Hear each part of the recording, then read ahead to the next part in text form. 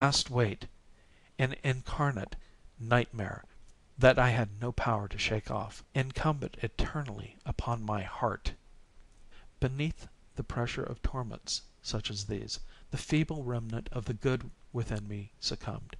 Evil thoughts became my sole intimates, the darkest and most evil of thoughts. The moodiness of my usual temper increased to hatred of all things and of all mankind, while, from the sudden, frequent, and ungovernable outbursts of a fury to which I now blindly abandoned myself, my uncomplaining wife, alas, was the most unusual and the most patient of sufferers. One day she accompanied me, upon some household errand, into the cellar of the old building which our poverty compelled us to inhabit. The cat followed me down the steep stairs, and, nearly throwing me headlong, exasperated me to madness.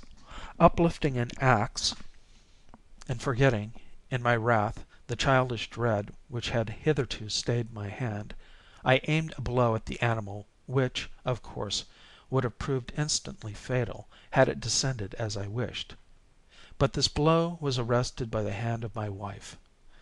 Goaded by the interference into a rage more than demoniacal, I withdrew my arm from her grasp and buried the axe in her brain. She fell dead upon the spot without a groan. This hideous murder accomplished, I set myself forthwith, and with entire deliberation, to the task of concealing the body. I knew that I could not remove it from the house, either by day or by night, without the risk of being observed by the neighbors. Many projects entered my mind. At one period I thought of cutting the corpse into minute fragments and destroying them by fire. At another I resolved to dig a grave for it in the floor of the cellar.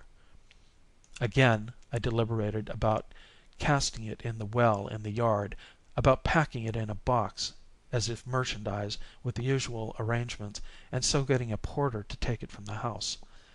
Finally I hit upon what I considered a far better expedient than either of these. I determined to wall it up in the cellar, as the monks of the Middle Ages are recorded to have walled up their victims.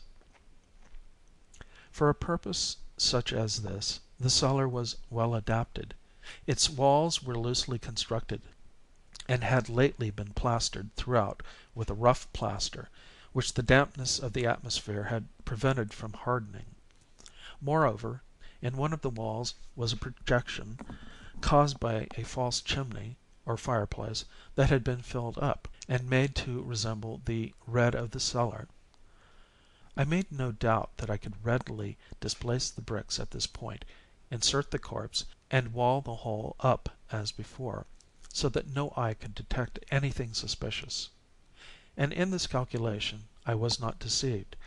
By means of a crowbar I easily dislodged the bricks, and having carefully deposited the body against the inner wall, I propped it in that position, while, with little trouble, I relaid the whole structure as it originally stood.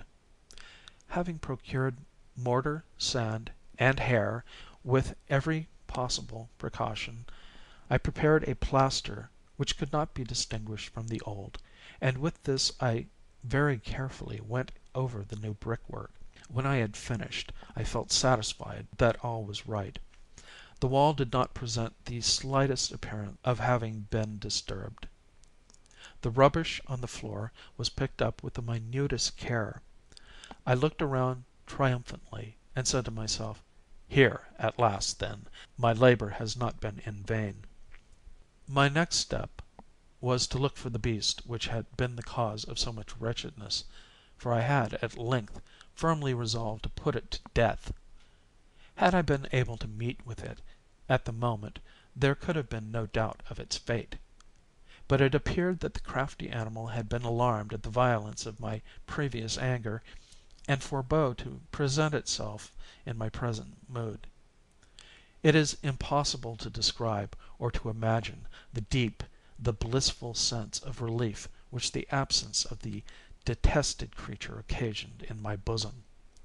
It did not make its appearance during the night, and thus, for one night at least, since its introduction into the house, I soundly and tranquilly slept. I slept even with the burden of murder upon my soul. The second and third day passed, and still my tormentor came not. Once again I breathed as a free man. The monster, in terror, had fled the premises forever. I should behold it no more. My happiness was supreme. The guilt of my dark deed disturbed me but little. Some few inquiries had been made, but these had been readily answered. Even a search had been instituted, but of course nothing was to be discovered. I looked upon my future felicity as secured.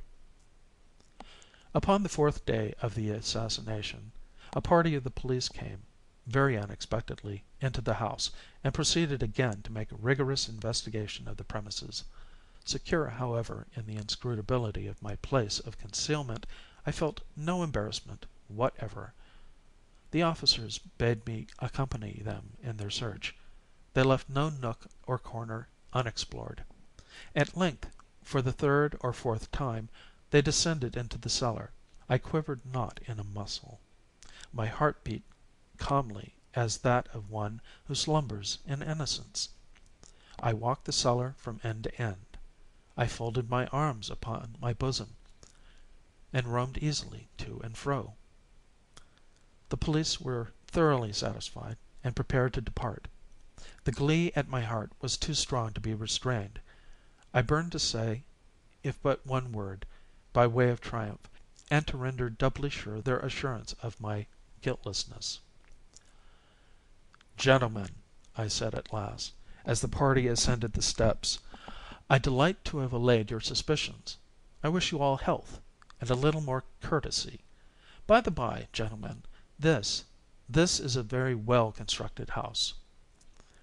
In the rabid desire to say something easily, I scarcely knew what I uttered at all. "I may say an excellently well constructed house. These walls are you going, gentlemen. These walls are solidly put together." And here, through the mere frenzy of bravado, I rapped heavily with the cane which I held in my hand upon the very portion of the brickwork behind which stood the corpse of the wife of my bosom. But may God shield and deliver me from the fangs of the arch fiend!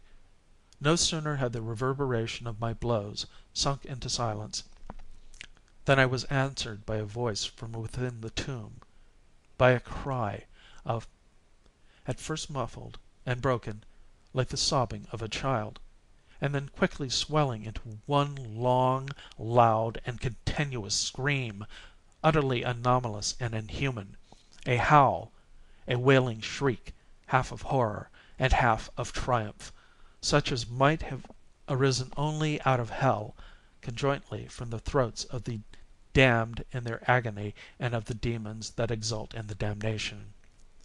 Of my own thoughts it is folly to speak. Swooning, I staggered to the opposite wall. For one instant the party upon the stairs remained motionless, through extremity of terror and of awe. In the next, a dozen stout arms were toiling at the wall. It fell bodily. The corpse, already greatly decayed and clotted with gore, stood erect before the eyes of the spectators. Upon its head, with red extended mouth and solitary eye of fire, sat the hideous beast whose craft had seduced me into murder, and whose informing voice had consigned me to the hangman. I had walled the monster up within the tomb. End of The Black Cat.